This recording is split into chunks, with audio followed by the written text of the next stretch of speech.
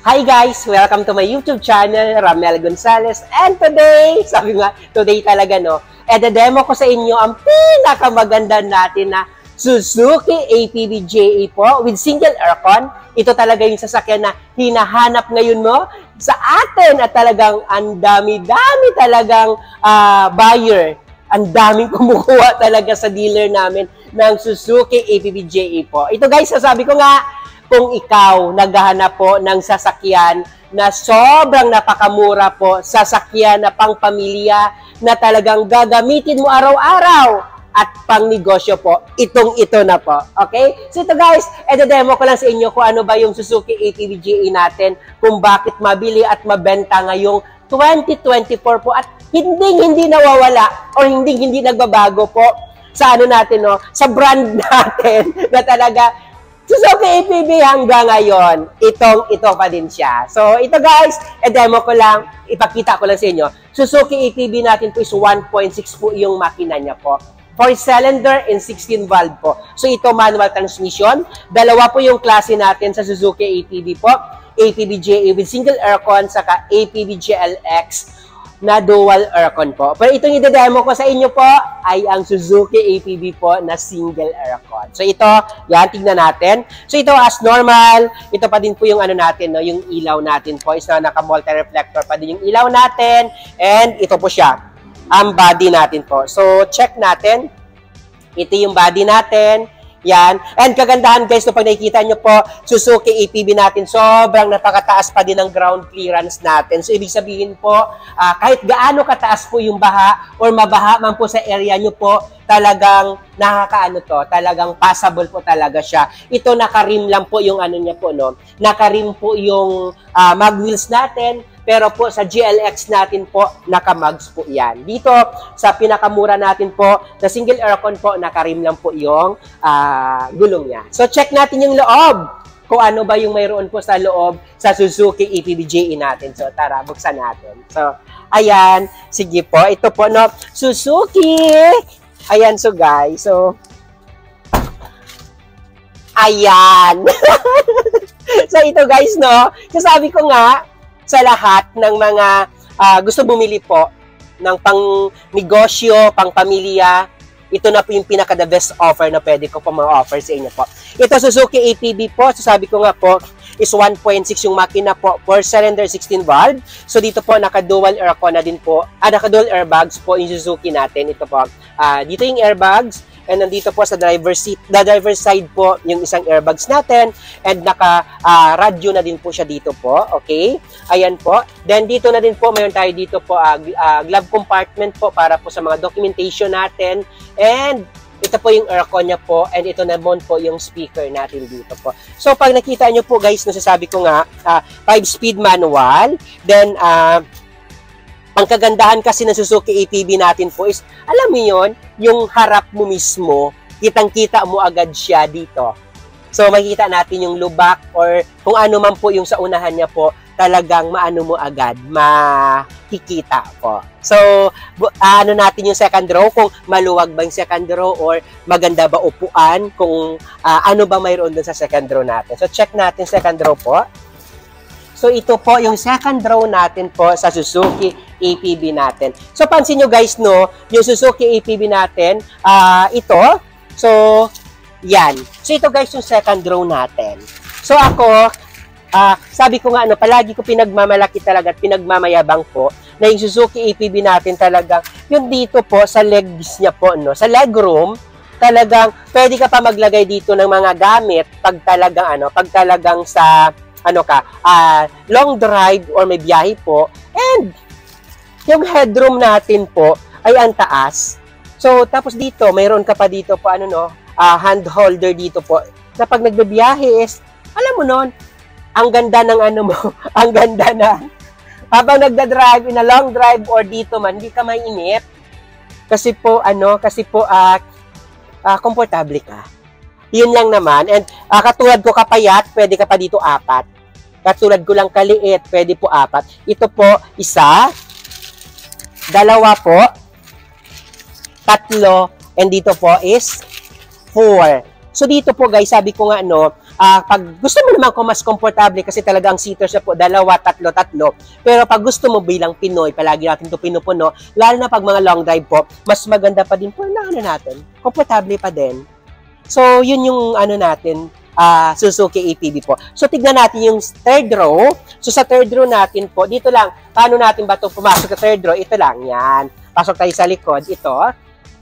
So, sa third row naman, kung makita natin po yung third row po, ito yung third row. So, alam nyo guys, no, sasabi ko, lalo na po sa mga OFW po na mga ano natin, OFW po natin dyan na mga viewers, sa lahat po ng mga customer natin na gusto po mangutang or gusto po mag-cash, try nyo po ako tawagan, try nyo po ako ma-update po. Sa lahat po ng mga social media account ko po, meron po tayong meron po ako dyan. Pwede nyo po ako makita po sa ko po, no, sa Facebook account ko. Kung anong pangalan ko po sa YouTube, na Ramel Gonzales, ganun din po yung pangalan ko po sa lahat ng mga social media account ko po.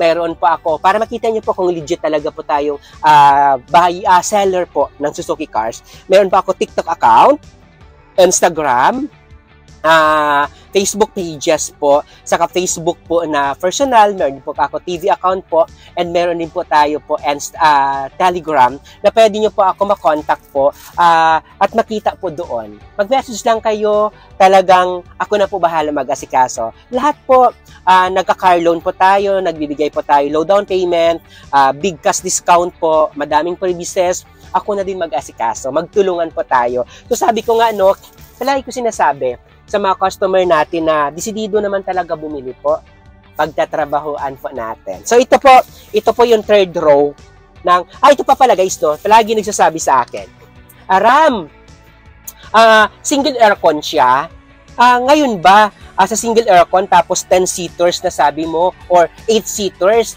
kaya po ba bilang single aircon na ganun kadami yung pasahero po, ganun yung sakay?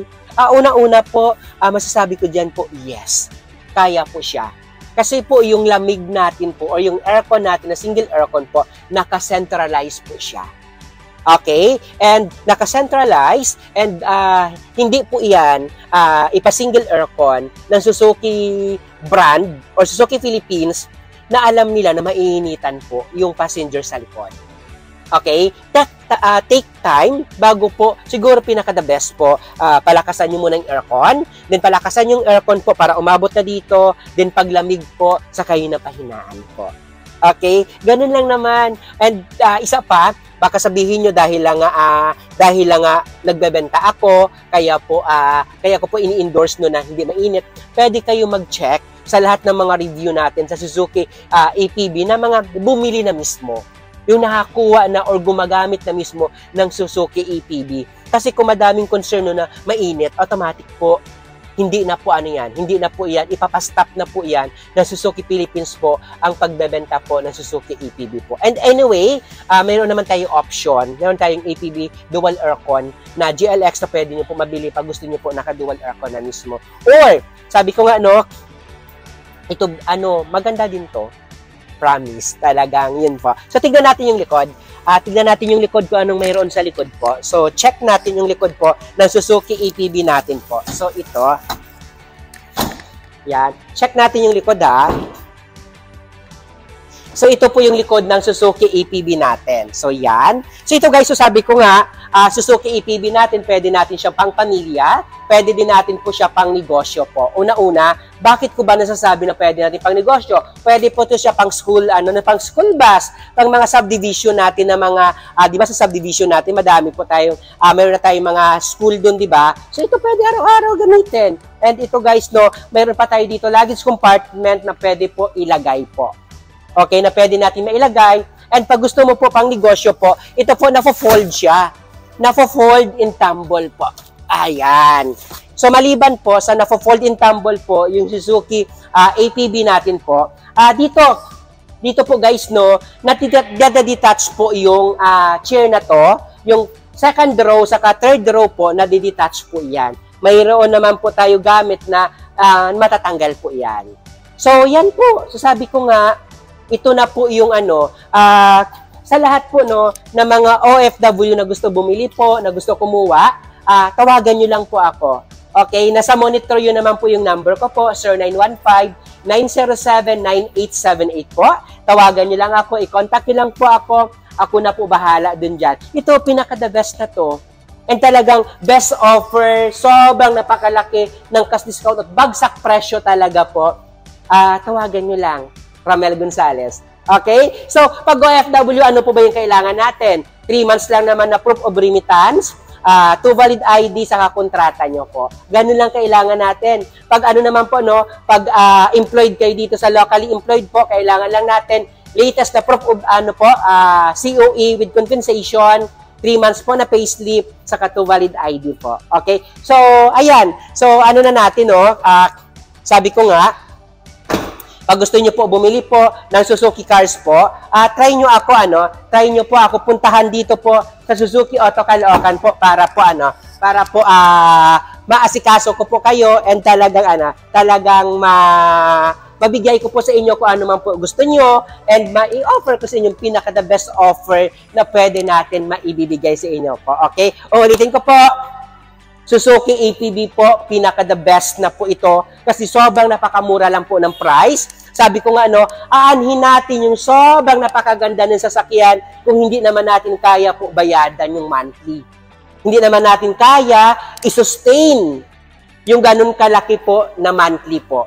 Okay, ito, napakababa ng monthly, napakababa ng down payment, may sasakyan ka na, hindi na po magsasuffer yung iba mo pa po na mga expenses po. Okay? Ayan, ulitin ko po, ako po si Ramel Gonzales, Suzuki Sales Manager Auto Caloocan Branch.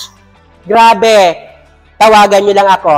Ako na po bahala sa inyo na nagsasabi po na huwag kalimutan po i-like, i-share para po palagi po kayo ma-notify po. Subscribe na din para palagi kayo ma-notify sa mga bago ko pong upload dito po sa YouTube ko po. Okay? Ramel Gonzales nagsasabi na, I love you. Bye!